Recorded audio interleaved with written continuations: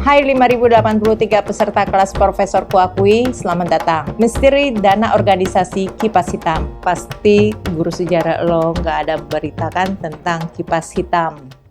Ini organisasi yang ada di zaman era kemerdekaan. Bahasan tentang Kipas Hitam ini memang sangat sedikit banget. Bahkan ketika gue googling pun gue hanya menemukan 3-4 artikel yang membahas tentang Kipas Hitam. Tetapi ada film Battle of Surabaya yang membuat sepenggal kisah Kipas Hitam. Ini Kipas Hitam adalah organisasi yang didirikan oleh Hitoshi Shimizu di zaman Jepang. Bagaimana bisa Kipas Hitam tidak ada di sejarah Indonesia? Karena rumornya dokumen tentang Kipas Hitam ini memang sengaja ingin dihilangkan oleh pemerintah Jepang. Awalnya ada seorang yang bernama Hitoshi Shimizu yang membentuk organisasi Kipas Hitam. Gue nggak tahu apakah ini Shimizu yang ada hubungannya dengan pompa air. Tetapi nama ini nggak asing di telinga Soekarno dan Muhammad Hatta. Ketika Jepang menyatakan menyerah di Perang Asia Pasifik pada 14 Agustus 1945, ada banyak hal yang harus menjadi prioritas mereka, terutama di tanah air Nusantara. Kalau yang di dalam buku sejarah itu disebut pembacaan teks proklamasi di Jalan Pegangsaan Timur nomor 56 pada pukul 10, lalu setelahnya pidato singkat tanpa teks dan pengibaran sangsaka merah putih. Tapi di balik itu semua ada peran Shimizu. Shimizu yang memberikan mobil Buick kepada Soekarno untuk selanjutnya menjadi mobil kepresidenan. Shimizu yang mencarikan rumah untuk menjadi tempat pembacaan teks proklamasi. Shimizu juga yang mencari kain merah putih agar dijahit oleh Fatmawati untuk menjadi bendera. Tetapi semuanya ini tidak dilakukan Shimizu sendirian. Bersama dengan Khairul Basri yang merupakan karyawan dari kantor propaganda Jepang, Sedenbu. Tentu saja ada tujuan Shimizu di balik bantuannya ini. Tak lain dan tak bukan, Shimizu ingin agar orang kulit putih yang ada di Nusantara hengkang. Agar rencananya ini dapat berjalan lancar, maka setidaknya orang pribumi harus menuruti setiap perintah yang diberikan oleh Kipas Hitam. Tak lama setelah pembacaan proklamasi, maka terjadilah perburuan orang kulit putih. Orang kulit putih terutama Kristen Eropa banyak ditemukan mengambang di beberapa kanal. Rumah-rumah keluarga kulit putih dikepung dan penghuninya dihabisi. Dan kalau di suatu wilayah tidak ada orang Eropa, maka yang diincar adalah orang Cina. Sehingga masa-masa ini yang disebut dengan masa bersiap. Intel Nevis Belanda meyakini perbuatan ini rapi dan terorganisir. Karena ini Belanda berkesimpulan bahwa kemerdekaan Indonesia merupakan ciptaan Jepang dan tidak akan mengakui dengan cara apapun. Pada akhir 1945, Shimizu pun berhasil ditangkap oleh tentara sekutu dan mengakui perbuatannya. Shimizu juga adalah orang yang bertanggung jawab atas berdirinya organisasi 3A dan mengepalai cabang badan propaganda Kaisar Jepang yang ada di Indonesia, Sedenbu. Selain Kipas Hitam, ada organisasi lainnya seperti Banteng Hitam, kalau di Sumatera Kucing Hitam, serta Naga Hitam, yang merupakan bagian dari Kokuryukai, yang dibentuk oleh Ryuhei Uchida di tahun 1901. Tapi kok ini namanya pompa air semua ya?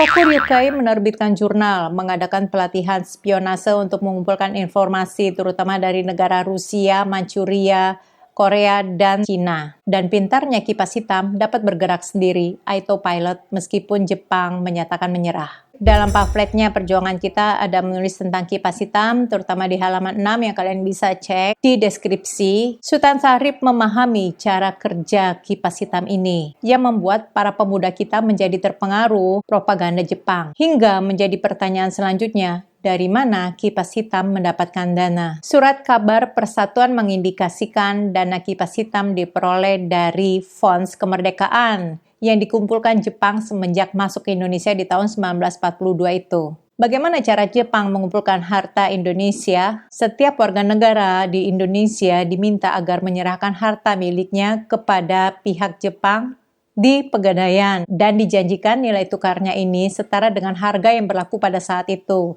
yang tentu saja pihak Jepang akan memberinya dengan harga yang terendah. Ada yang bertanya, bagaimana mungkin Pegadaian bisa punya harta sebanyak itu?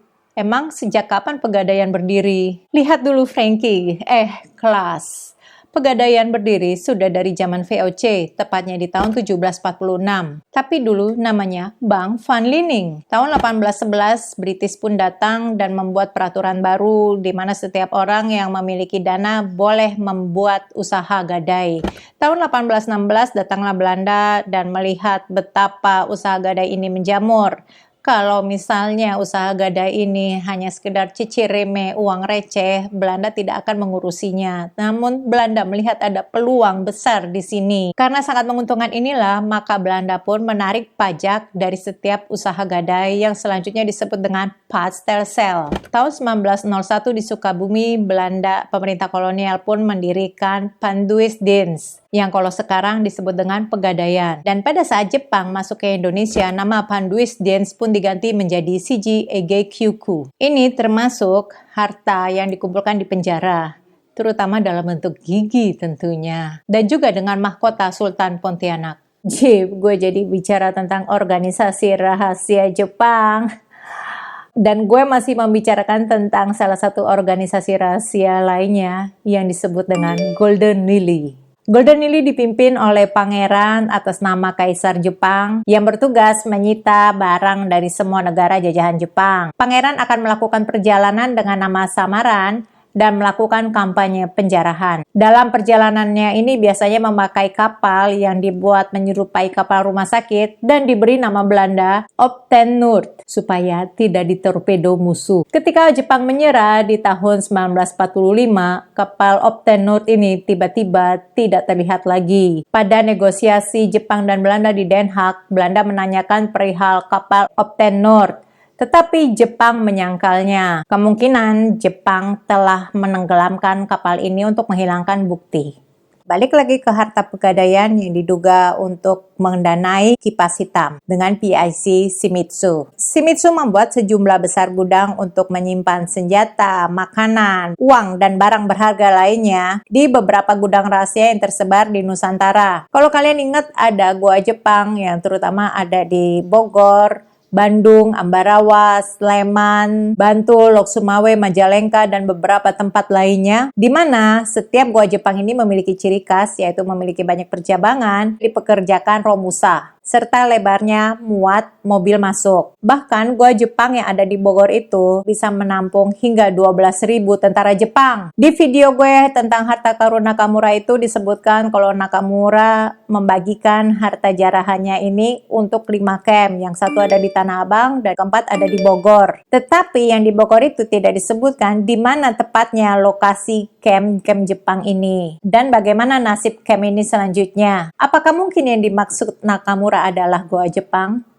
Pada saat Nakamura ditangkap oleh FSS British di 23 Februari 1946, awalnya ia dicurigai sebagai pelaku kejahatan perang. Pada saat itu, ia bertugas di kamp Jepang yang ada di Tanah Abang. Sedangkan kamp Jepang yang di Tanah Abang itu terdiri dari pasukan-pasukan yang berpangkat rendah dan hanya dia satu-satunya yang pangkatnya tinggi. Ditambah pada saat ia ditangkap dan digeledah, Nakamura memiliki sejumlah uang yang besar untuk ukuran tentara sepertinya. Sehingga ketika diinterogasi pun Nakamura dicurigai memiliki peran dalam pemberontakan di Indramayu. Nakamura berbicara dengan Kolonel Abdul Qadir yang merupakan asisten pertama Letnan Gubernur Jenderal H. Van Mook, dan Nakamura menyerahkan banyak dokumen dan laporan kepada Abdul Qadir terkait dengan peran Jepang dalam persiapan proklamasi, termasuk dokumen Indramayu terkait dengan pernyataan pejabat senior Indonesia. Mengingat memang pada tahun 1944 itu Nakamura bertugas di Cirebon.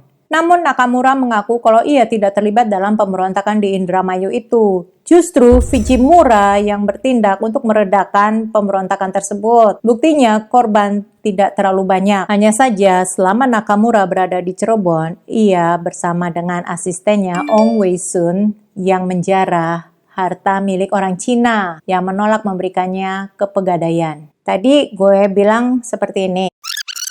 Pada akhir 1945, Shimizu pun berhasil ditangkap oleh tentara sekutu Nakamura di awal 1946.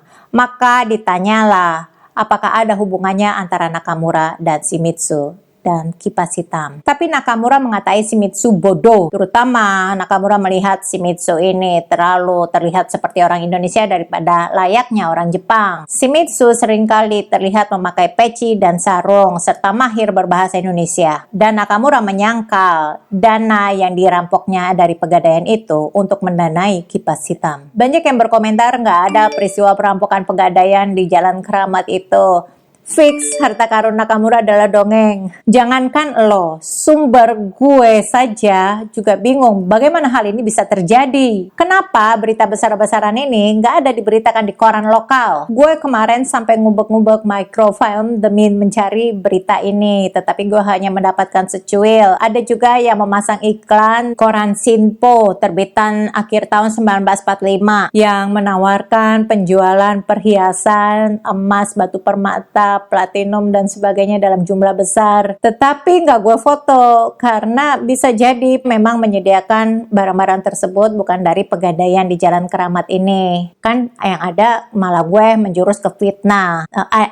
Buat kalian yang komen kalau gue ini fitnah, itu sangat nyelekit ya komennya ya. Mendingan kalian cek aja sumber gue sertakan di deskripsi, kalian bisa baca-baca di situ.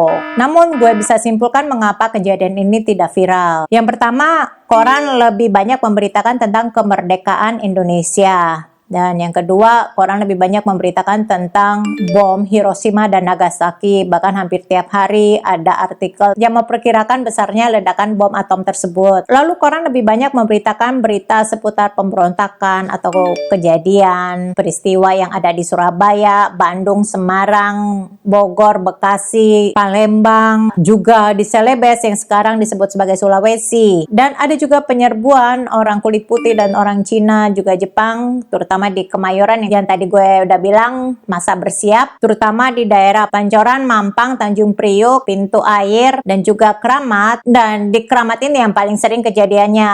Ya bisa jadi wartawan lebih mengekspos kejadian ini daripada peristiwa perampokan itu yang sama-sama di Jalan Keramat. Dan pengadilan ini bersifat tertutup, juga ada pengadilan militer, sehingga para wartawan lokal tidak tahu kejadian ini, yang justru kejadian ini menjadi santapan para wartawan luar. Apalagi para pelakunya adalah orang luar, orang Jepang, orang Cina, orang Eropa, dan tidak ada orang Indonesia.